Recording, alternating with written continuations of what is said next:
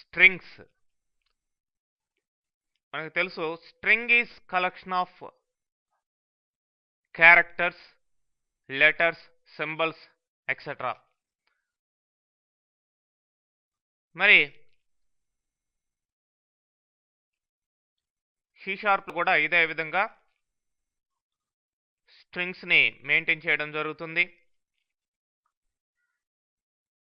అయితే individual characters అయితే ఈ విధంగా ఇక్కడ ఇచ్చిన ఎగ్జాంపుల్లో చూపించిన విధంగా మనం సింగిల్ కొటేషన్స్లో వాటిని అసైన్ చేయడం జరుగుతుంది. ఇక్కడ డిఫరెంట్ కైండ్స్ ఆఫ్ వేరియబుల్స్ తీసుకున్నాం. ఇవి క్యార్ డేటా టైప్ తోటి వస్తాయి.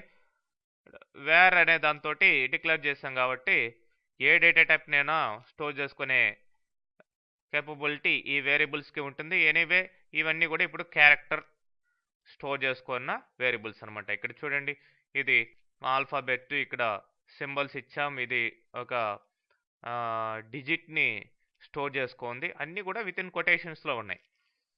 ఎనీవే వీటిని డిస్ప్లే చేస్తే ఇండివిజువల్గా అవి యాజ్ ఇట్ ఈస్గా ఇక్కడ ఉన్న విధంగా ఇక్కడ డిస్ప్లే అవుతాయి.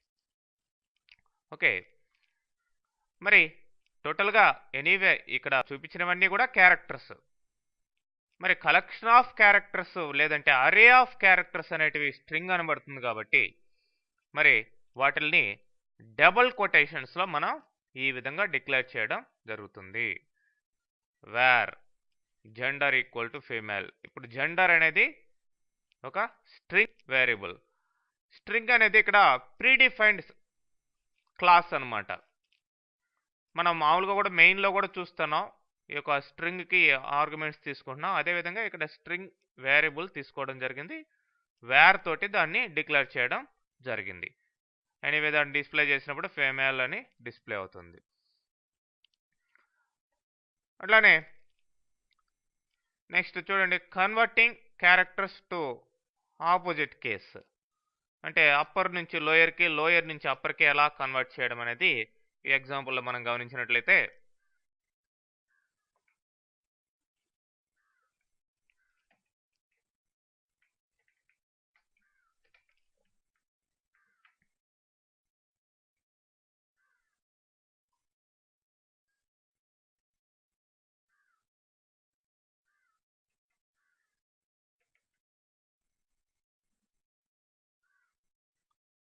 ఇక్కడ ఒక స్ట్రింగ్ వేరియబుల్ తీసుకోవడం జరిగింది. ఇక్కడ ఈ లోయర్ కేసులోనూ అప్పర్ కేసులోనూ డిఫరెంట్ క్యారెక్టర్స్ ఉన్నాయి. అంటే ఇనిషియల్ క్యారెక్టర్స్ మాత్రం అప్పర్ కేసులో ఉన్నాయి, మిగతా అన్ని లోయర్ కేసులో ఉన్నాయి.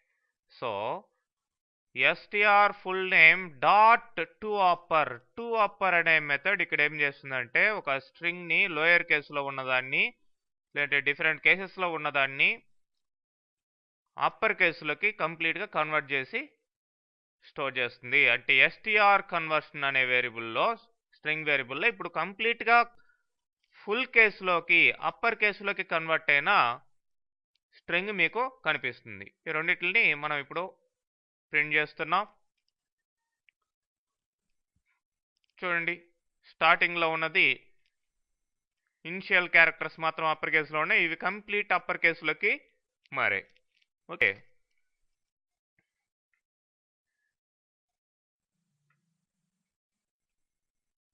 అలానే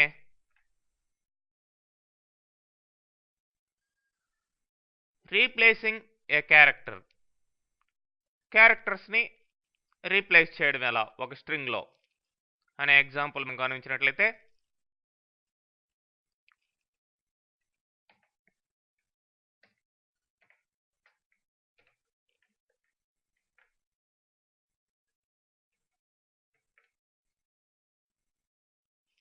ఇక్కడ ఫోన్ నెంబర్ అనే ఒక బ్లాంక్ స్ట్రింగ్ని డిక్లేర్ చేయడం జరిగింది, బ్లాంక్ స్ట్రింగ్ వేరియబుల్ని. ఎనీవే దాంట్లోకి ఒక ఫోన్ నెంబర్ని మనం రీడ్ చేస్తాం. ఆ రీడ్ చేసిన ఫోన్ నెంబర్ స్ట్రింగ్లో మీకు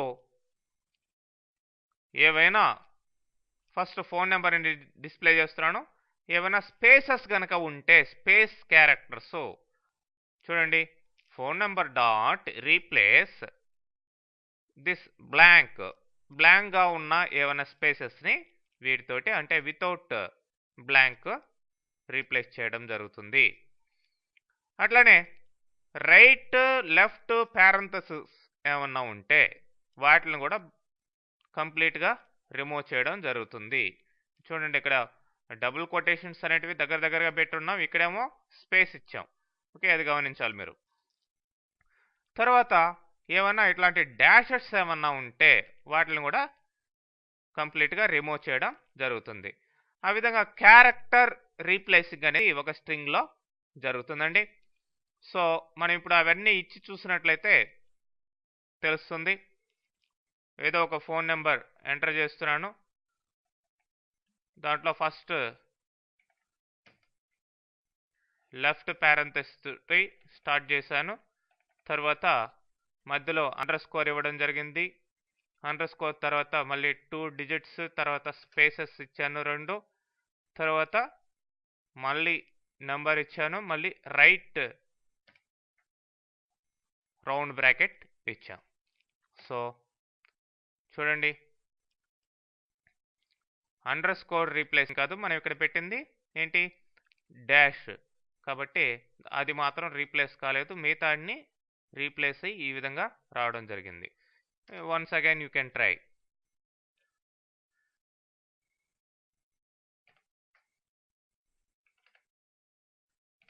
జస్ట్ మైనస్ సింబల్ ఇవ్వండి అండ్ స్పేసెస్ ఇవ్వండి, మళ్ళీ నెంబర్ ఇవ్వండి. సో ఫైనల్గా ఇవన్నీ రీప్లేస్ అవుతూ వచ్చాయి. ఫస్ట్ బ్లాంక్స్ పోయాయి, తర్వాత మనకి ఈ రైట్ లెఫ్ట్ ప్యారెన్సిస్ పోయాయి, ప్లస్ మైనస్ సింబల్ కూడా పోయింది. ఫైనల్గా ఏదైనా అవుట్పుట్ మనకి రావడం జరిగింది. ఓకే,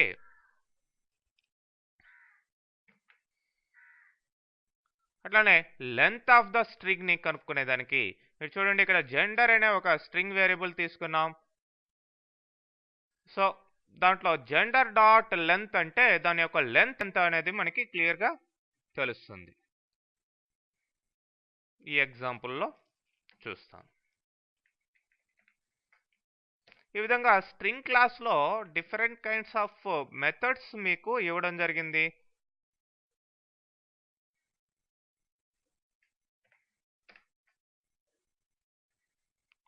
సో ఫీమేల్ యొక్క లెంత్ 6 క్యారెక్టర్స్, అదే length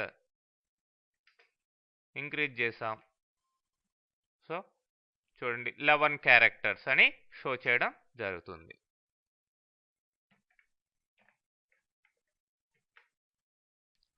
next replacing string, old string new string. Replace అనే మెథడ్ ద్వారా మీరు రీప్లేస్ చేసుకోవచ్చు.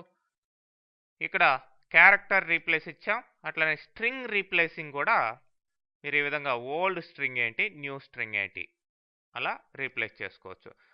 అట్లనే స్ట్రింగ్లోకి ఫార్మాట్ చేసేదానికి ఇట్లా string format object argument. So ఇక్కడ చూడండి, ఇక్కడ వేజ్ అనేది ఒక ఏదో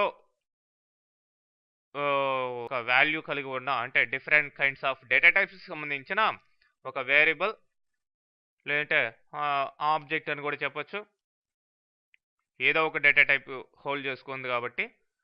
సో దాన్ని ఇక్కడ str display equal to string dot format hourly salary అనేదాన్ని వేజీ, ఇది మొత్తం స్ట్రింగ్ ఫార్మాట్లోకి టోటల్గా దీన్ని కన్వర్ట్ చేసి ఇక్కడ దీంట్లో స్టోర్ చేసి దాన్ని డిస్ప్లే చేస్తున్నాం. అంటే వేరే ఫార్మాట్లో ఉన్న వేరే కైండ్ ఆఫ్ డేటా ఇది, ఇదేమో స్ట్రింగ్ ఫార్మాట్లో ఉన్న డేటా, రెండిటిని మనం ఏకంగా స్ట్రింగ్ ఫార్మాట్లోకి కన్వర్ట్ చేసి డిస్ప్లే చేయడం జరుగుతుంది. అట్లానే కాపీయింగ్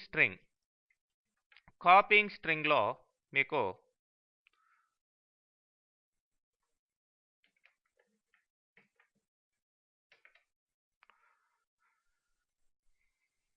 ఒక స్ట్రింగ్ని ఇంకో స్ట్రింగ్లోకి str పర్సన్ అనే దాంట్లో ఒక స్ట్రింగ్ని స్టోర్ చేస్తున్నాం.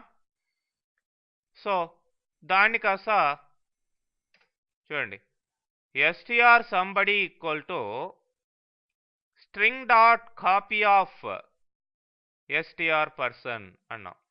సో ఇమీడియట్గా దీన్ని చూసినట్లయితే మనకు తెలుస్తుంది రెండిట్లో కూడాను సేమ్ స్ట్రింగ్ వాల్యూ మనకి ఇక్కడే కనిపించడం జరిగింది. అంటే దీంట్లో ఉన్న వాల్యూని దీంట్లోకి కాపీ చేయడం జరిగింది. ఓకే,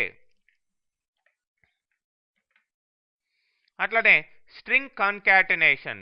స్ట్రింగ్ కన్కాటినేషన్ అనేది రెండు స్ట్రింగ్స్ని ఎలా యాడ్ చేయాలి అనే దానికి ఇక్కడ మనకి సింపుల్ వేలో ప్లస్ ఆపరేటర్ ద్వారా కన్కాటినేట్ చేసుకోవడం జరుగుతుంది. ఇక్కడ రెండు స్ట్రింగ్ వేరియబుల్స్ ఉన్నాయి.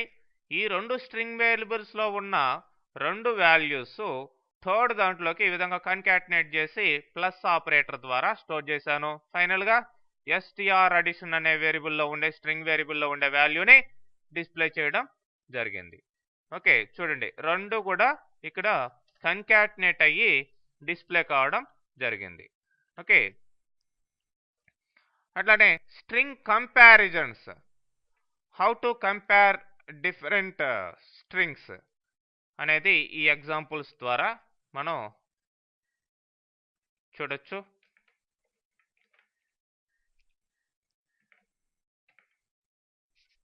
ఇక్కడ 4 స్ట్రింగ్ వేరియబుల్స్ తీసుకోవడం జరిగింది.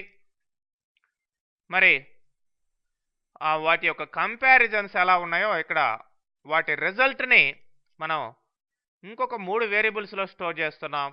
వాల్యూ 1, వాల్యూ 2, వాల్యూ 3 అనే వాటిల్లో ఫస్ట్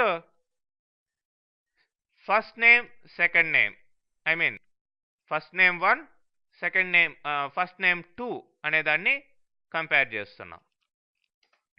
అంటే దీన్ని కంపేర్ చేస్తున్నాం. వాటి యొక్క రిజల్ట్ ఎలా ఉంది.